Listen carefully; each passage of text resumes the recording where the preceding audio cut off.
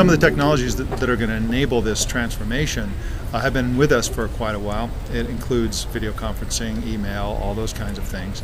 But there are newer technologies, notification technologies that are going to be improved, that enable us to sort of be alerted. You know, if something important is happening, it may be 2 o'clock in the afternoon in New York City, but where you happen to be living at the time, it may be 3 o'clock in the morning. Still, you want to be notified of some kind of issue, because if you're not notifiable, then suddenly there's a big downside to you being away.